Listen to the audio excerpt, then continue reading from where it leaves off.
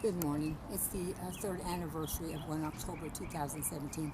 This is Kathy Navin reporting live from My Angel Cafe. And uh, I'm sure today there's been some of the families coming, so we want to just be quiet and quietly record. I want you to note there is a cross at the top of these falls, and we're so happy to see that cross up there.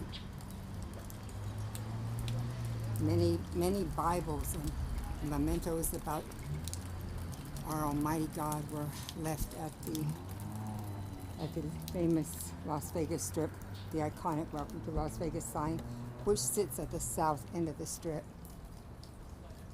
And although these are the wall of faces and remembrances, and there's not a wall like this at the iconic Welcome to Las Vegas sign. So My Angel Cafe will take a wall of these portraits, which were put together by the Las Vegas Portraits Project. And we're going to take this down for the anniversary, and we'll have it on the strip. We're also going to carry we're going to carry photographs, pictures of Greg Zanis also, because he was a carpenter that, if you are looking at the lower edge of this photo, he made the crosses for each person, and he returned here on subsequent anniversaries, on the subsequent second anniversary, and he would have been back on this anniversary. We were looking forward to seeing him when he came back, because he wanted to make sure that relatives, friends, whoever wanted a cross to remember a loved one could. And again, you see another cross that's hanging in the park over here. So this memorial has grown, adding many more mementos to families. There's a tree for each of the 58 victims, and the families decorate their trees. They bring little items and mementos to hang on the trees. And we're just walking past the wall here. It says October 1, 2017 changed Las Vegas forever. Once again, a senseless act of violence shattered a community's heart. This time, we as a community pushed back with a very deliberate act of compassion. People from across the city, country, and the world came together to an empty piece of desert to plant the Las Vegas Community Healing Garden. Instead of retreating into fear, we as a community stepped forward. Together we planted a garden, not only of trees and flowers, but we planted a garden of love, hope, and compassion. It follows on and follows forth. Volunteers came forward and donations poured in. In one short week, the Las Vegas Community Healing Garden grew from the dust. The garden honors the lives lost on October 1. It also celebrates life, goodness, love, and compassion. There is beauty in this world if we choose to seek it. We can choose love over fear, light over darkness, life over death, hope over despair. We can choose to do good in this world. We can choose human kindness. We can help each other heal. So this is beautiful. And Greg Zanis brought crosses to the Las Vegas Strip, and he brought those crosses so families would have a place to come and grieve. And today we're going to bring you this wall of faces that My Angel Cafe has assembled, because we want people to never forget 1 October 2017. And very importantly, and it is archived in the museum, but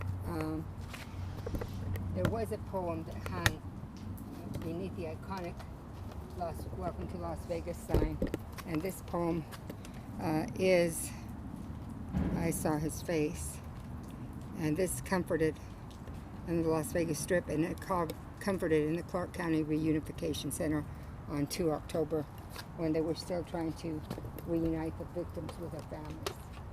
And so today, again, we brought I Saw His Face to the park.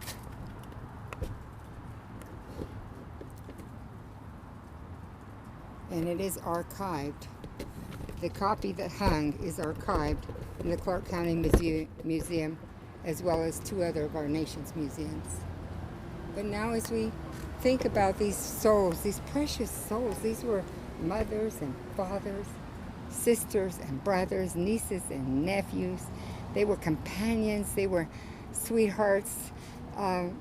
There was 55 children left behind. This was a senseless tragedy. And here we have Officer Hartfield, was it Hartfield? Christopher James Hazencombe. I have the name wrong there. Here it is. It's Charleston v. Hartfield. I knew it was Hartfield because I did go to his funeral, and I do have some video from that funeral that was held here in Las Vegas. And any life lost, one life is too much. These people would have contributed so much to our world, made a difference. We're the ones that have lost out. All of us have lost out on what they would have brought to our nation. And it's just overwhelming, because words can't really convey what's in my heart. We love all of the victims.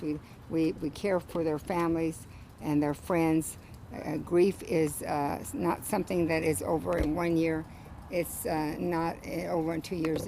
It's really a lifelong thing, because you'll never live a day without remembering your loved ones. And I lost a fiance over 50 years ago, well, in 1969, and he's been so much a part of my life that I know that the lives of these people will go on in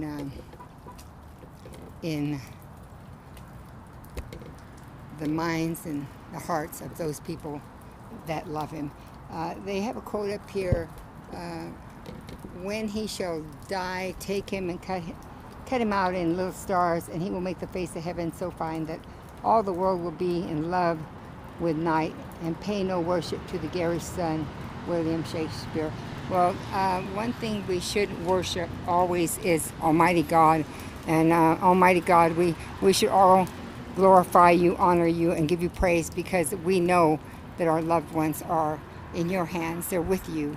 And we can have that peace, knowing that they've gone on to be with you, and that we will see them again in the sweet by and by. So again, coming to you live on the 3rd anniversary, which will be tomorrow. Today is actually the 30th of September 2020. So God bless each and every one of you, and we look forward to you visiting My Angel Cafe YouTube channel, so you can see that this I Saw His Face was brought to you in the Reunification Center initially on 2 October, but it's been brought to you on every anniversary. Thank you and goodbye.